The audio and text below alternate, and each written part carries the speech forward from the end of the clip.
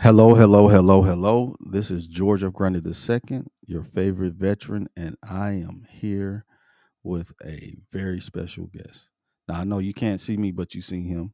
And if you know who it is, then you know this is a great and an amazing person.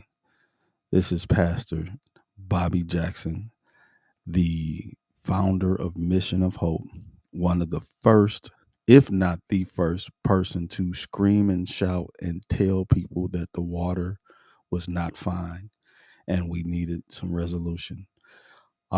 He has been a mentor to me for many years. He has been a confidant for many things that I've gone through, and he has been one of the most consistent people that I know. Now, we are human beings. We all go through things and have things that we deal with, but not everybody that is human is consistent. But for me and what I've been through and what I've gone through, Pastor Bobby has been consistent. And so, without further ado, I would like to introduce to some and present to others Pastor Bobby Jackson. Thank you so much, George. I'm just here to say how grateful I am, and I want to let people know that I'm making a transition now, and I'm coming from the Mission of Hope, and I think that possibly I will continue my because I'm old. I'm 76 years old. I'll be 77 next month. And it's time that I think that I do something a little differently. So, all of you that have helped me, and George, because you're sitting here, you have been so instrumental in helping throughout. One time, Catholic Charities called me and they said, Bobby, do you have a tent? We have a guy living behind Kmart on Miller Road. He needs a tent because he has a job right down the street. I said, let me call George at Veterans of Now. George said, Bobby, I've got a physical therapist that could maybe help you. So we went there. They gave me a tent. I called Catholic, and this is all happens within 2 hours.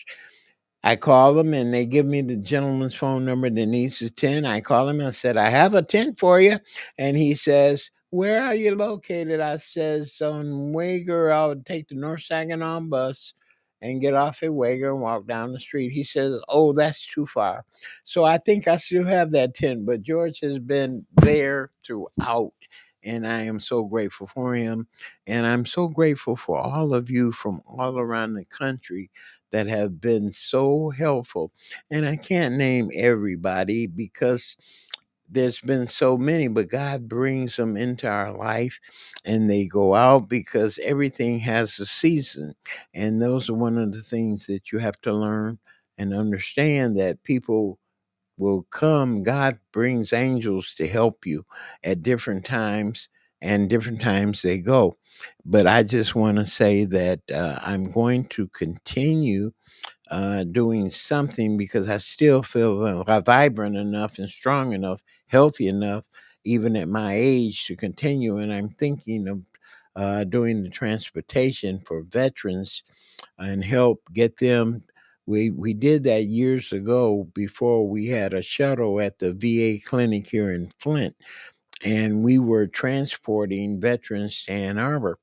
So I find that there's a need for there and for Battle Creek. So I think that I'll start working in that direction.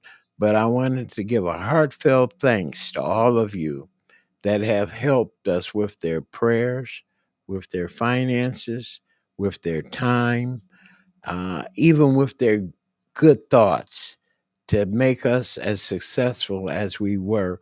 We were able to help a lot of people. And for that, I'm forever grateful. And our country is so wonderful because during the water crisis, people from all over the United States, as well as other countries, came to the north side of Flint to show love and help. Our country is amazing, and it's a time that I would serve again if needed be. We talk about the political climate. God puts people in positions, and we may not know the reason, but as a military, ex military personnel, when the commander in chief says, jump, you say how high, and you get it done. There are people coming from all over the world coming into our country, so it must be a pretty good place to go. From our tribe in particular, then we just have to be Americans and get out and get it. And that's so important because if we wait, others will do it. And it's time for us to stop saying, if they, when they, and it's time for us to be a part of the planning, the implementation, and the maintenance of different decisions so that we didn't just wait until something's done and then say, oh, what they're doing now. We have to be a part of it. And that's what we are supposed to be.